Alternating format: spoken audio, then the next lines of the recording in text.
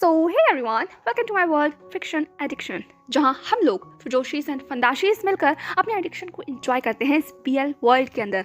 चलिए तो अपने नॉवल को स्टार्ट करते हैं जिसका नाम है hard to reach. Let start. But उससे पहले I just want to say that जो कोई भी फर्स्ट टाइम विजिट कर रहा हो वो चैनल को सब्सक्राइब किए बगैर मत जाना और वीडियो को लाइक कर देना। ओके, चलिए स्टार्ट करते हैं।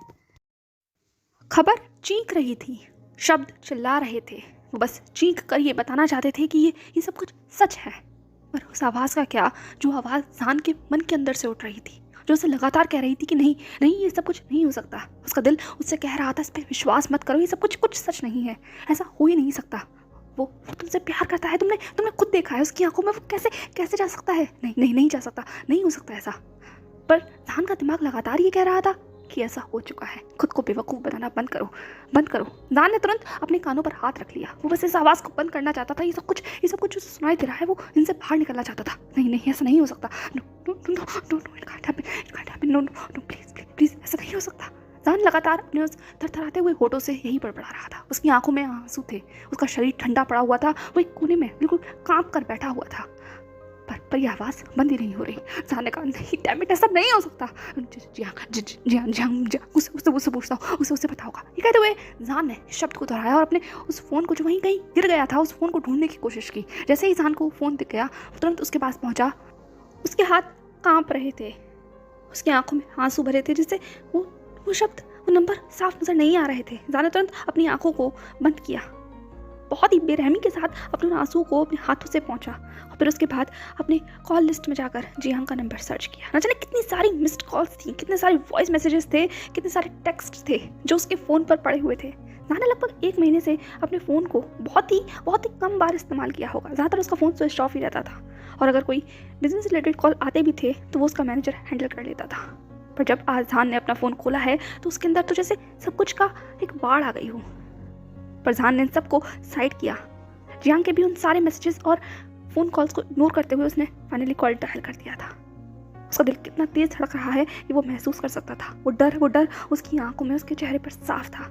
रिंग जा रही थी। जान ने फ़ोन कान पर लगाया और लगभग 2 या 3 रिंग ही गई होंगी कि सामने वाले शख्स ने भी फ़ोन उठा लिया तुरंत।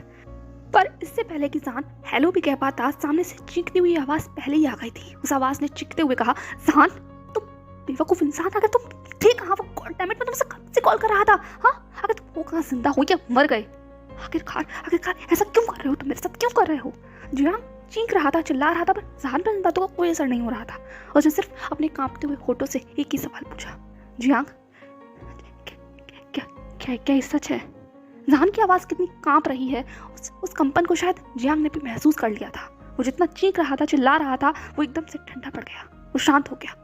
उसने जान की आवाज़ को सुना तो कहा, जान तुम ठीक तो हो ना। जियांग की आवाज़ में आज भी वो फिक्र थी, वो फिक्र जो हमेशा से जान को एहसास दिलाती थी कि वो किसी एक शख्स के लिए तो बहुत ज़्यादा खास है। पर आज ये फिक्र भी शायद उसके जख्मों पर मरहम नहीं लगा सकती थी। उसका दिल रो रहा था, उसके दिल से खून निकल रहा था, उसकी आंखों में आंसू थे और होठों पर सिर्फ एक ही सवाल। इसीलिए जान ने अपने सवाल को दोबारा दोहराया, जियांग मुझे बताओ प्लीज़, क्या ये सच है, बताओ ना जियांग प्लीज़। जान मिन्नतें कर रहा था और जियांग थम गया था, वो अपनी जगह पर बैठ गया। उसे पूछने की ज़रूरत नहीं कि जान किस बारे में बात कर रहा है, क्योंकि वो जानता है जान क्या पूछ रहा है। और वो इसी चीज़ के लिए डर रहा था कि जान की ऐसी हालत हो जाएगी अगर उसने अपना दिल किसी गलत जगह दोबारा लगा लिया। वो जान को इस हालत में पहले भी देख चुका है, वो इन सब चीज़ों का सामना पहले भी कर चुके हैं। इसीलिए जियांग बहुत डरा हुआ था, इसीलिए उसने जान को रोकने की कोशिश की थी शुरुआत में ही, क्योंकि जियांग समझ गया था जान की हरकतों से कि जान फिर उसी राह पर चल रहा है जो राह सिर्फ उसे तकलीफ देगी, दुख देगी, क्योंकि वो एक बार गलती कर चुका है और उसके जख्म अभी तक शायद उसके दिल में ऐसे ही हैं, निशान की तरह। पर इस बार जियांग ने सोचा था कि शायद बात अलग होगी। जान इस बार पहले से ज़्यादा खुश है और सामने वाला शख्स भी जान के साथ खुश है। पर नहीं, इतिहास ने फिर खुद को दोहरा लिया, फिर वही गलती सामने आकर खड़ी हो गई। फिर एक बार वही हालत है, वही मंजर है, वही सवाल जान दोबारा पूछ रहा है। बस फ़र्क इस बार इतना है कि इस बार उन दोनों के बीच में दूरी है। इस बार जियांग अपनी बाहों को खोलकर जान को थाम नहीं पाएगा। इस बार वो खुद अपने हाथों से जान के आंसुओं को पोंछ नहीं पाएगा। वो जान को नहीं कह पाएगा कि जान सब कुछ ठीक हो जाएगा, क्या करे। जियांग को समझ नहीं आ रहा था कि वो कैसे कैसे जहान को रोके। कुछ चीज़ उस पर असर कर सकती हैं, वो पैनिक अटैक उसे वापस आ सकते हैं। वो पैनिक अटैक जो जब से आ रहे हैं जब से उसकी मॉम उसे अचानक छोड़कर चली गई थी। वो अकेलापन जो जहान इतने सालों से खुद के अंदर लेकर चल रहा है। जैक्सन की आर्ट ने उस चीज़ को भर दिया था, पर एक बार जब जैक्सन चला गया तो दोबारा से वो जगह दोबारा खाली हो गई।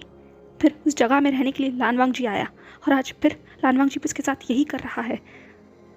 इसीलिए जियांग को डर लग रहा था कि कहीं ये खबर जहान के उन पैनिक अटैक्स को दोबारा जिंदा ना कर दे। इसलिए जियांग हर शब्द को बहुत बहुत सोच समझ कर कहना चाहता था।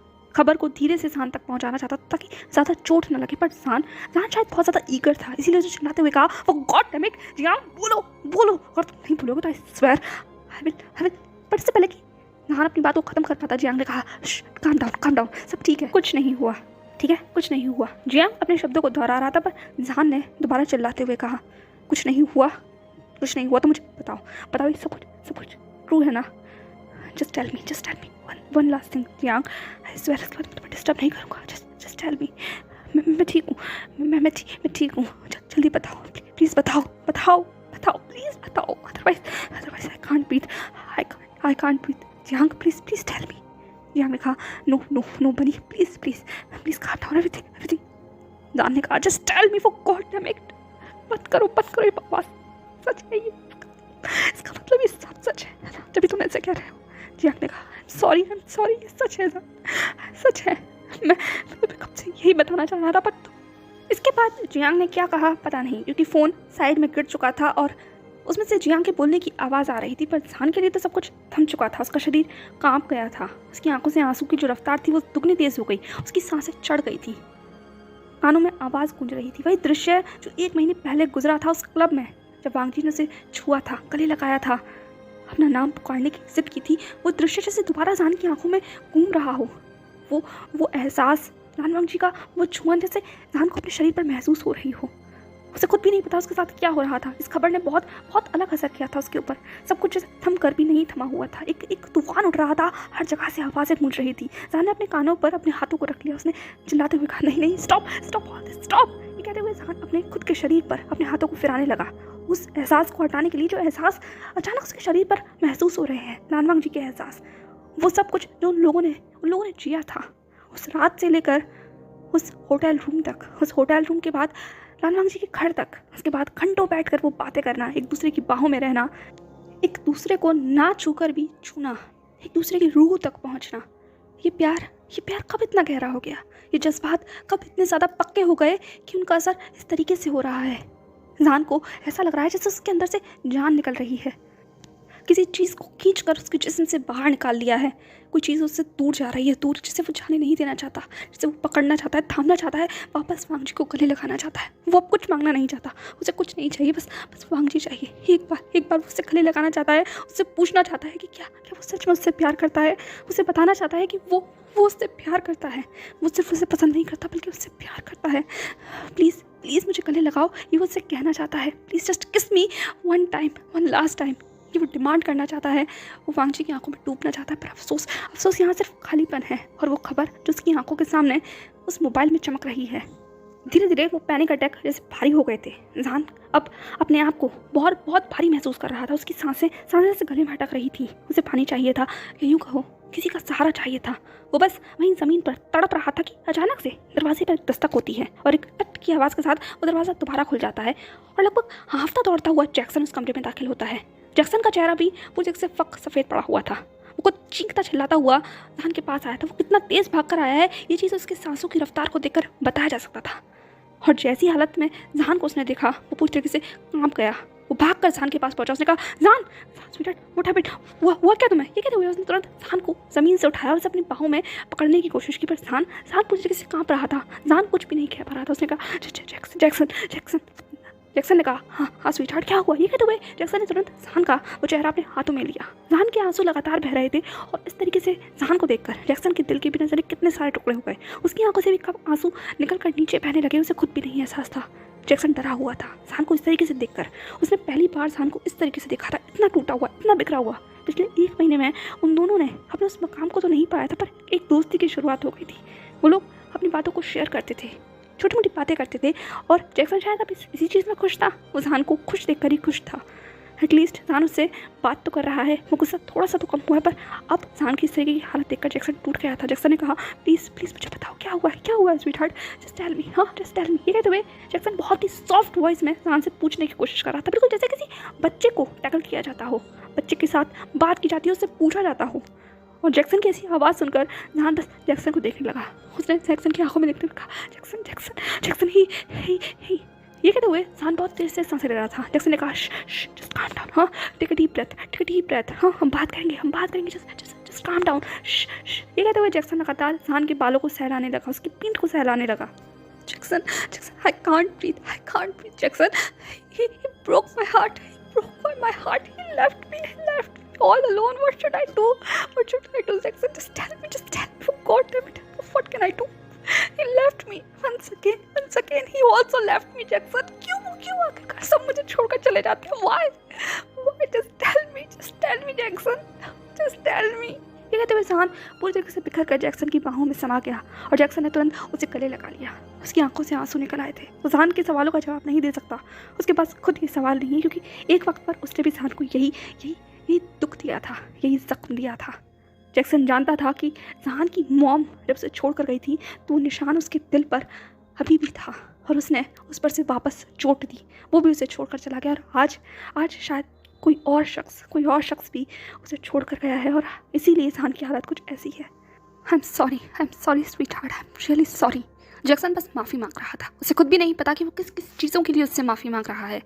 पर जान जैक्सन को मारने लगा। उसने जैक्सन की चेस्ट पर हिट करते हुए कहा, डोंट सॉरी मी, तुम सब एक जैसे हो। कोई भी मेरे बारे में नहीं सोचता, कोई भी नहीं, तुम सब एक जैसे हो जैक्सन। तुम सब, पहले मेरी माँ, फिर तुम, और अब फुलान वांगजे भी। कोई मेरे बारे में नहीं सोचता, सब मुझे बस इस्तेमाल करते हैं, मुझे इस्तेमाल करते हैं और फिर जब उनका मन भर जाता है तो मुझे ऐसे ही छोड़कर चले जाते हैं बिना ये सोचे कि उनके जाने से मुझ पर क्या असर पड़ेगा। तुम मुझसे सॉरी कह रहे हो, किस चीज़ के लिए? किस चीज़ के लिए? तुम्हें पता है, सबसे पहले मेरी माँ मुझे छोड़ कर गई। मैं उनके पीछे दौड़ता रहा, भागता रहा, उनसे कहता रहा कि माँ रुक जाओ, प्लीज़ मत जाओ mom, I need you. But she left me उस सुनसान सड़क पर मुझे छोड़कर चली गई। उस 12 साल के बच्चे को जो बारिश में भीग रहा था, जो अपनी माँ के पीछे दौड़ना चाहता था, पर उसकी माँ तक जाना चाहती थी और ऐसे गई कि वापस मुड़कर कभी मुझे देखा नहीं। मैं अकेला हो गया था, मैं बहुत अकेला हो गया था, मैं डर रहा था, पर मैंने खुद को मजबूत बनाया क्योंकि मैं अपने फादर के आंसुओं को पोंछना चाहता था। उसके बाद मैंने खुद को बंद कर लिया, खुद को पूरी तरीके से बंद कर लिया। मैंने किसी को अपने दिल में आने की इजाज़त नहीं दी। वक्त गुजरा जैक्सन, वक्त गुजरा, मैं कॉलेज में आया, फिर मुझे तुम मिले। तुमने मेरे दिल में जगह बनाई। तुम दाखिल हुए उस जगह पर जिस जगह को मैंने बहुत पहले ही बंद कर दिया था, किसी के लिए भी नहीं खोलना चाहता था। पर तुम आए, क्यों आए थे तुम? तुम क्यों आए थे मेरी ज़िंदगी में उन रंगों को लेकर जिन्हें मैं भूलना चाहता था? तुमने मुझे खुशी दी, तुमने मुझे प्यार दिया है, पर वही प्यार, वही इंपॉर्टेंस जो मेरी माँ मुझे दिया करती थी। मैंने तुम्हारे साथ बहुत कुछ फील किया जैक्सन, बहुत कुछ। पर एक दिन मैं जागता हूँ और तुम मेरी तस्वीर से गायब हो गए थे। तुम कहीं नहीं थे, कहीं भी नहीं। मैं कितना ढूंढने के लिए तुम्हारे पीछे भागा, तुम्हारे पीछे भी मैं भागा जैक्सन, तुम्हारे पीछे भी मैं भागा। मैं तुम्हारे लिए कहाँ जाने की कोशिश की, किस से बात की, तुम्हारे कॉन्डो में गया, तुम्हारे घर पर जाकर पूछा, तुम्हारे लिए कॉलेज में जाकर पूछा, उन जैसे लोगों से भी पूछा जिनसे मैं कभी बात नहीं करता था। पर मुझे कोई खबर नहीं मिली, तुम्हारी कोई खबर नहीं। और फिर एक हफ्ते के बाद अचानक खबर आती है कि मिस्टर जैक्सन वांग ने तो ड्रॉप आउट कर लिया है कॉलेज से। तुम्हें पता है मुझे कैसा महसूस हुआ था? तुम्हें नहीं पता मेरी हालत कितनी खराब थी Jackson. You broke my heart. मैं उस वक्त तुमसे कन्फेस करना चाहता था, you know. I feel something for you and I just want to tell you, but you left me all alone and now this time also he left me. Why Jackson, why? मुझे बताओ क्यों सब मुझे छोड़कर चले जाते हैं? क्या मैं अच्छा नहीं हूँ? क्या मैं ठीक नहीं हूँ? क्या मैं प्यार करने के काबिल नहीं हूँ? बताओ मुझे। ये कहते हुए नान जैक्सन की आंखों में देखने लगा। उसके हर सवाल ने न जाने जैक्सन के दिल में कितने सारे छेद कर दिए थे।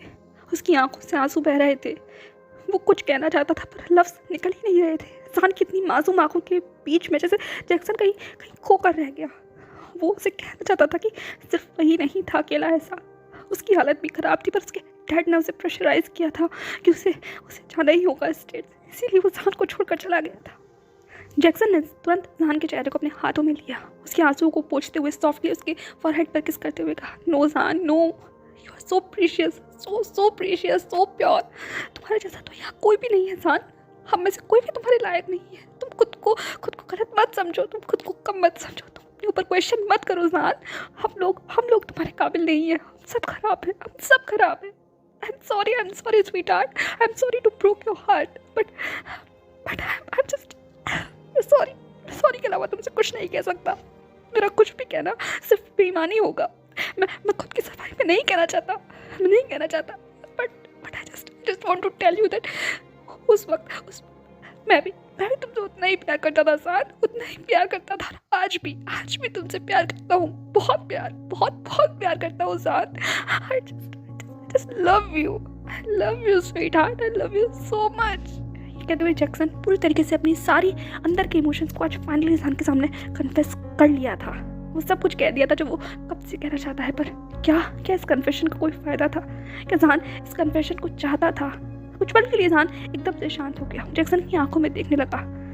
कन्फेशन, काश ये सब कुछ साल पहले हुआ होता। अगर कुछ साल पहले जैक्सन उससे कन्फेस करता तो जहान को 1 मिनट भी नहीं लगता जैक्सन को वापस छूने में, वापस हासिल करने में, उसकी बाहों में समा जाने में। पर नहीं, अब चीज़ें बदल गई हैं। अब जहान को ये कन्फेशन नहीं चाहिए, उसे कन्फेशन चाहिए पर जैक्सन से नहीं। उसे कन्फेशन किसी और से चाहिए, किसी और से उसे कन्फेस करना है, और वो शख्स जैक्सन नहीं है। जहान ने जैक्सन की आंखों में देखते हुए कहा, I don't need this Jackson, now मुझे नहीं चाहिए कन्फेशन, मुझे नहीं चाहिए, मुझे सिर्फ वो चाहिए Jackson. I just want him। मुझे उसके पास ले जाओ प्लीज, मुझे उसके पास जाना है, मुझे उससे रिक्वेस्ट करनी है। मैंने सबसे रिक्वेस्ट किया, मैं बस उससे भी एक बार मिलना चाहता हूँ। मेरे से दूर होने से पहले मैं उससे मिलना चाहता हूँ, उससे पूछना चाहता हूँ, उसे कन्फेस करना चाहता हूँ, ताकि मेरे मन में मलाल ना रहे। क्या तुम मुझे लेकर जाओगे? प्लीज जैक्सन, मुझे चाइना जाना है, अभी प्लीज कुछ उस वेडिंग से पहले मुझे जाना है, जस्ट प्लीज। ये कहते हुए जहान जैक्सन की आंखों में देखने लगा, और जैक्सन ने जहान को गले लगा लिया। उसने जैक्सन की पीठ को सहराते हुए कहा, यस हम जाएंगे स्वीटहार्ट, अगर तुम यही चाहते हो तो हम जाएंगे। एंड मुझे पता है कि तुम मुझसे प्यार करते हो, और शायद बहुत ज़्यादा करते हो, बहुत ज़्यादा। जैक्सन ने ये बात शायद अपने मन में कही थी, उसकी बात जहान तक नहीं पहुंच पाई, क्योंकि जहान तो लगातार यही बड़बड़ा रहा था कि उसे जाना है। और जैक्सन महसूस कर पा रहा था कि उसका प्यार शायद फाइनली दम तोड़ चुका है। वो बस का प्यार नहीं रहा, वो अब कभी एक नहीं हो सकते, कभी नहीं। पर अगर जहान चाहता है कि वो उसके साथ चाइना जाए तो वो ज़रूर जाएगा। जो जहान चाहता है वो करेगा। अगर जहान गिरेगा तो जैक्सन उसे थामेगा। जैक्सन ने सोच लिया था, अगर जहान उसे मौका देगा तो वो भविष्य में ज़रूर कोशिश करेगा, पर अभी वो जहान के साथ बिल्कुल वैसे खड़े रहेगा जैसा जहान उसके लिए चाहता है। इसीलिए जैक्सन ने जहान को थाम लिया। सो हे एवरीवन, कैसा लगा आपको आज का ये चैप्टर? आई नो बहुत ज़्यादा इमोशनल था जहान का ब्रेकडाउन, एंड ये स्पेशल चैप्टर था जैक्सन और जहान को डेडिकेटेड, ताकि उनकी लव स्टोरी भी थोड़ा सा रैप अप हो सके, या यूँ कहो नेक्स्ट लेवल पर पहुंचने के लिए एक बेस बना सके। तो देखते हैं हम आगे क्या होने वाला है। जैसे ही जहान वेडिंग में पहुँचेगा तो क्या होगा? क्या वांगजी और जहान एक दूसरे को एक्सेप्ट कर पाएंगे, या यहाँ से कुछ अलग ही कहानी अपने कदम को आगे बढ़ाएगी? ये बहुत जल्द खत्म होने वाला है नॉवल। जैसे इसका टाइटल है हार्ड टू रीच, तो देखते हैं कितना हार्ड होता है वहाँ तक पहुँचना जहाँ तक जहान पहुँचना चाहता है। क्या वांगजी के लिए भी उतना ही आसान होगा उस चीज़ को तोड़कर जहान तक पहुँचना? देखेंगे नेक्स्ट चैप्टर में क्या होने वाला है। तब तक please stay happy, follow for more, don't forget to subscribe my channel and definitely share your beautiful comments with me what you feel about that chapter। जो कुछ भी हो प्लीज़ कमेंट सेक्शन में डेफिनेटली बताना, और चाहो तो मुझे इंस्टाग्राम पर भी फॉलो कर सकते हो, लिंक डिस्क्रिप्शन बॉक्स में है। तब तक के लिए बाय बाय।